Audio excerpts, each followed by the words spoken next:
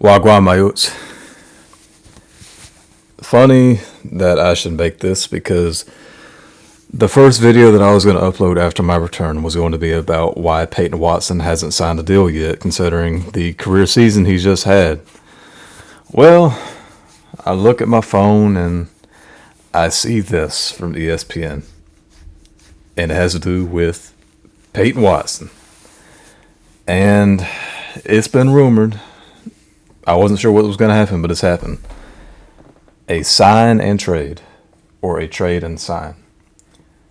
So it looks like the Denver Nuggets have decided to trade Peyton Watson to the Cavaliers, where he will sign a 4-year, $88 million deal with a player option in the final year. And I believe 4 teams are involved. The Cavs get Peyton Watson. They get a second rounder from the Clippers that's going to the Wizards, and they get Cam Whitmore. The Nuggets get a first-round pick, a second-round pick, and Julian Reese. The Clippers get Max Strus, and the Wizards get Trey Mann and a second-rounder. So,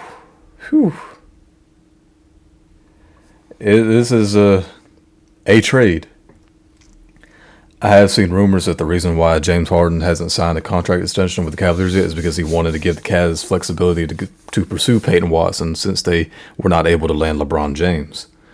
Which I thought, that's nice of Harden, but let's see if that happens. But it's happened.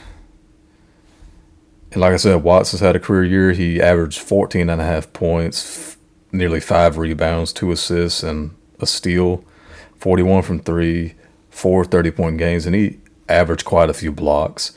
And he was averaging 20-plus points when Jokic was out for that 15-game stretch. Now, I know Denver's a very expensive team, but that's because they were paying MPJ all that money.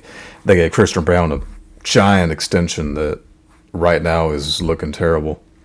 So when it comes to Peyton Watson starting to get paid, it would make sense to trade him. But, man, the Nuggets just got worse. Because all they got out of this was a first-round pick, a second-round pick, and Julian Reese. It says they're going to waive him. I love this move for the Cavaliers. All they had to give up was Max Strus and basically Max Strus, a first and a second for this.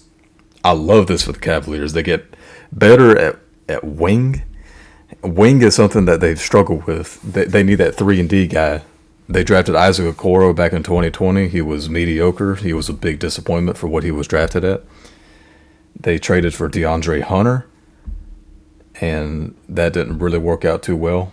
Jalen Tyson's on the come up, but now they get that guy. They get Peyton Watson. He plays alongside Donovan Mitchell, Evan Mobley, Jarrett Allen, and they're most likely going to be re-signing James Harden to a more team-friendly deal since the Cavaliers are pretty expensive with Donovan Mitchell and Evan Mobley and, eventually James Harden and maybe Jarrett Allen. But restricted free agency has certainly been something this summer. These teams are not pursuing restricted free agents. They didn't go after Peyton Watson. They didn't go after what's it called? What's dude's face? The fake all-star Jalen Duren. I mean, jeez. It really goes to show you. Really goes to show you how much people really are worth in the trade market. So this guy's going to be making $22 million a year, and the last year is going to be a player option.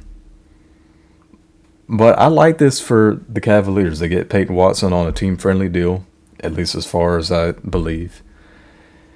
And the Denver Nuggets, I'm guessing, are probably going to be like a cool 5th or 6th seed. First-round exit again. But we'll see how it goes.